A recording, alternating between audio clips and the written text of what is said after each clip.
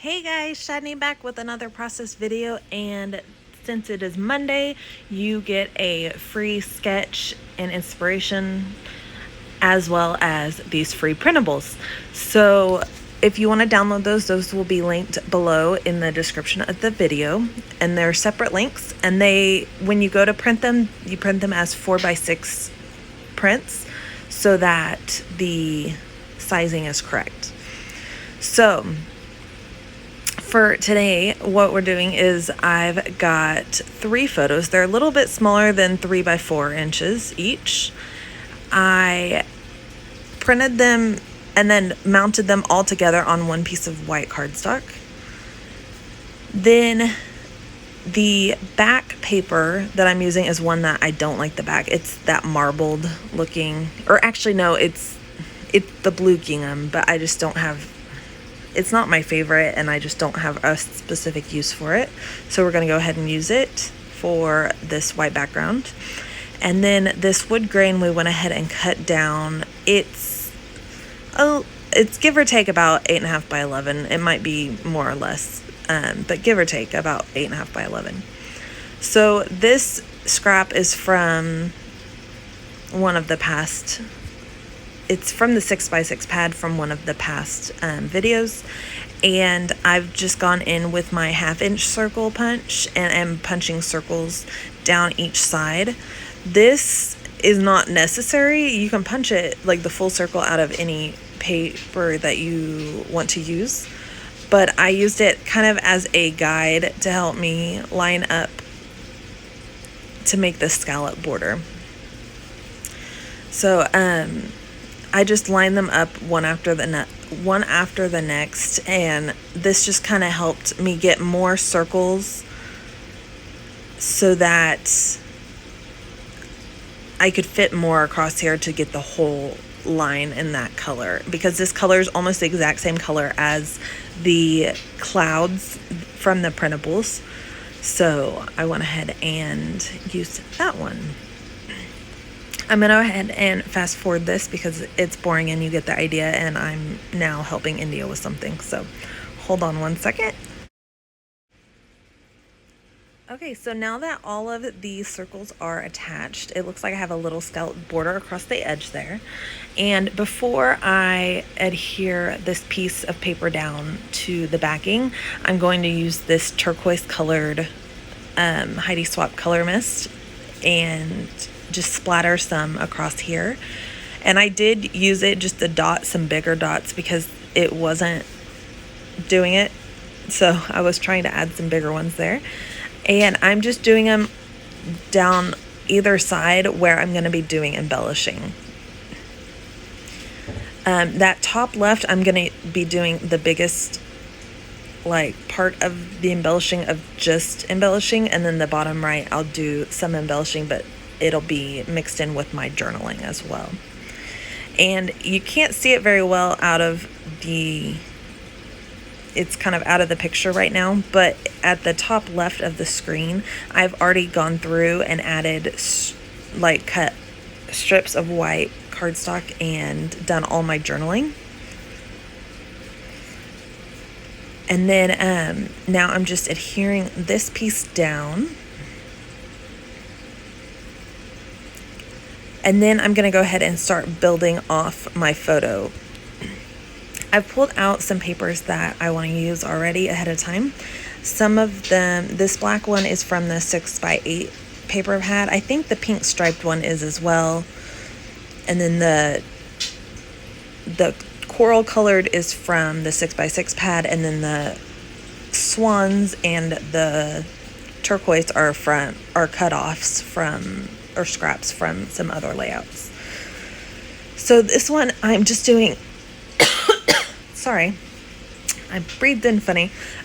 This one I'm just doing a very thin strip of this black just to get the border. It's not really a paper that I could see using any other way, so I don't mind going ahead and using it like this, and it just gives it another layer. I just wanted it to have lots of layers behind the photos here. And if you could do this as a single 4x6 print or photo, you could do it. These are they're a little bit smaller than 3x4. And then just lined up together. You could do, this would be cool for like a panoramic view kind of photo, like the long skinny. Or, I mean, you could even go as big as like a 5x7. You just have less room for journaling and embellishing below. There's a lot of options. You could even, if you did the 3 photos like this, you could mat them individually and then just line them up across the top would be cute as well. There's a lot of ways to interpret the sketch. For these, I'm trying to be very literal so that you see what my real intent was behind it, but there's a lot of ways to interpret sketches to make them work for what you want to do, especially depending on photos and all that, and what supplies you have and everything. So still going ahead and just adding layers. I did add that strip of the stripe down below. I didn't have a wide enough to mat the whole thing, but adding smaller pieces like this that don't span the entire way, and then adding in pieces like that where I tore it, I feel like gives it a little bit more interest, so it's not just a bunch of blocks. And then I'm trimming off this met up too close to the edge of the striped paper, so I did go ahead and trim off a little bit just so that it was a different length. I'm just lightly adding some ink to this. I didn't add it to most of the layers, I just added it to the more pink layers because they're more toned to the wood grain and don't stand out as much, so I thought a little bit of inking there would be helpful, as well as these coral pieces I do as well. And then I forget which side the ink is on one of the coral pieces, and I couldn't really tell, like with my lighting and everything, I just couldn't tell. I think I got it on right, but I'm not for sure. And then I'm going to pull out my ruler and use that to try to line up these 2 strips. When you cut strips like this and then line them up across the back, you can get a piece of paper like that that looks like it's a larger piece than it is. Usually you'll hear people calling it stretch, like stretching your scraps or stretching the paper behind the photo.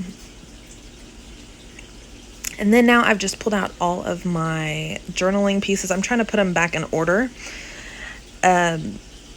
just to make sure the story is making sense. The whole thing with this photo, sometimes I don't do a whole lot of journaling or just a little tiny bit of journaling. And then stories like this where it's not really about the photos. I mean, it is. I love the photos of her playing in the mud. It's disgusting but hilarious and so much her personality. But it's more about the story, so I wanted to make sure to leave enough space for the story, so I went ahead and did that before getting started. I also set my title aside on some wax paper so that I can move it around and see where I want it to go. Now I'm just going to add some fun foam behind the photo just to pop it up a little bit and give it a little bit more dimension on the page. I tend to like a lot of dimension on my page and a lot of texture, so stuff like this will help add a little bit more interest. If you don't like that, please just leave the foam off. You can definitely do all of this the same exact way, completely flat. And I'm using little scrap bits to try to fill in these weird pieces, so my colors don't really match. If that bothers you, of course, just use all the same color. I could have gone and pulled out another shade of orange, but I just used what I had. And it doesn't bother me because it's also thin enough foam that it gives you dimension, but it's not so high up off the page that you see the foam underneath. I did offset my photo just a little bit to the right so that, because I know my embellishing on the left is going to be a little bit bigger, so I did just take it off the side there a little bit. But some of my embellishing at the bottom right will be off the side as well, so it doesn't really bother me. For this title, I did have to piece some of my letters together, like the M for time is a W that's upside down. And then my O's are zeros, not O's. So you just use what you have and make it work for what you need. I am running fairly low on title stickers or thickers or whatever, because I've been using a lot of them on all the pages. I also did the same thing with the pink letters. The I in splashing is, I think, a T that I cut the tails off of. And then I think that L might be something, but I can't remember what it was. But it wasn't an L, it was something else. Or maybe the L was a T and I cut one of the tails off, and then the I was something else that I cut off. Anyways, somehow I pieced them together. I've heard a lot of people call it Frankensteining your thickers together, so you just make them work. And then, of course, because the pink alpha stickers, they're not Thickers brand, they're Sticko brand, I believe. But they are chipboard and they do not stick. I'm using my Nuvo liquid adhesive to adhere those down. And then I'm going to start doing my journaling right under the title and going down. I did pull the G up a little bit just so that it would be on top of the journaling. And it does cover up that word a little bit, but it's not really a big deal. It's like a starter word. It's not a very important word. It's like this or the or something like that. It wasn't a big deal at all. Another thing that would be kind of cool if you like a lot of texture would be to use dimensional foam to add all your journaling, and it would pop them up a little bit. But for this, it was just easier and faster. And I had a lot of other things that I'm popping up, so I wasn't really worried about that. And then I'll get almost all of these down, and then I'm going to leave 2 of them off until I get some embellishing done, and then adhere them down, because I want to use my embellishments to kind of offset where those 2 pieces are going to go. That makes sense. To make it look like it was more intentional. I mean, it is intentional, but so that it follows the outline of where the embellishments are. Because if not, I won't have room for the embellishments the way I want to do them at the bottom either. So I've cut out all these pieces from the printables, all the little clouds, the tags. I used the 1/2-inch circle punch for the raindrops and the 3/4-inch circle punch for the other 2.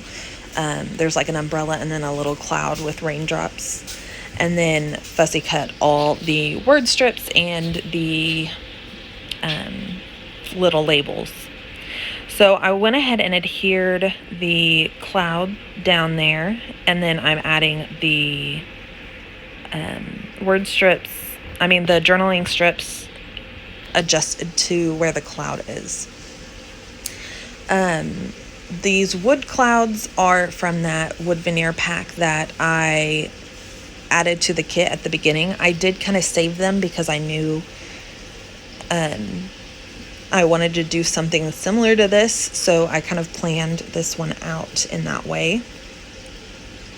So these clouds I'm just gluing flat because of the wood veneer clouds. I don't want to pop those up because that'll give them like entirely too much dimension. So I just adhered those flat, and then whenever I adhere the wood veneer down, it will naturally be popped up because it adds a little bit more dimension to it.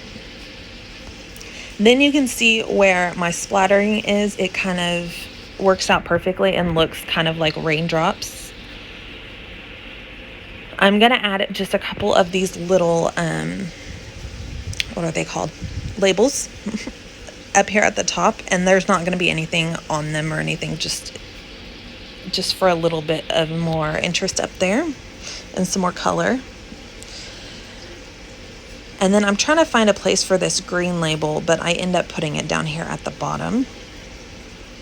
and it works out perfectly. And then I've got all these raindrops I'm gonna kind of scatter around. I'm trying to decide exactly where all my embellishments are going to go before I adhere all of them down, because I know I'm gonna add another little cluster right there next to the title. So I'm trying to just get this arranged so that they fit together well, but it also fits inside the title right there really well. And then I'll start arranging my little raindrops. And I have outlined raindrops and solid raindrops, so I just mix those together and kind of scatter them, mixing them so that some are outlined and some are solid. And then I am doing some more down there at the bottom.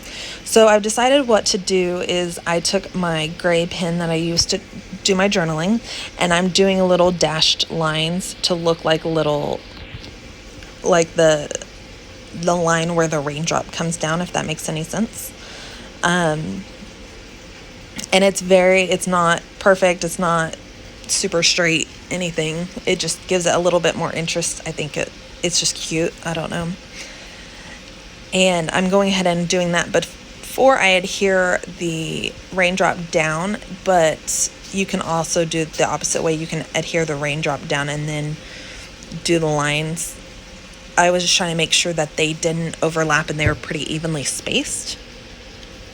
And then I'm using the Stampin' Dimensionals to add the raindrops and adhere them down. So they'll have a little bit of texture, or a little bit of dimension, I mean. And then because the Stampin' Dimensionals are really sticky, that they don't need any extra adhesive and they'll just be stuck down really well. I'm going to go down here to the bottom one and do the same thing. I'm trying to decide at this point how many to add, and I was trying to keep them just under that wood veneer cloud, but then I realized that blue cloud goes all the way across, so I can take those raindrops all the way across. So I'm going to add over here I'm going to add the raindrops and then add the lines, but they don't have to be as long or anything like that, so it's a little easier to do. And then again, attaching the raindrops with the Stampin' Dimensionals. And just kind of trying to spread those out a little bit, but I'm not worried. I'm more worried about the circles themselves being spread out than the lines like I was at the top left. Then go in and just quickly do little dashes. There's not a lot of space for that, so it doesn't take very long. And then I'm gonna start adhering these little word strips down in different areas. And I'm just trying to move them around and decide where I want them. So I'll add a couple over here to the right of the title, and then I think a couple down there at the bottom, and then one at the top left.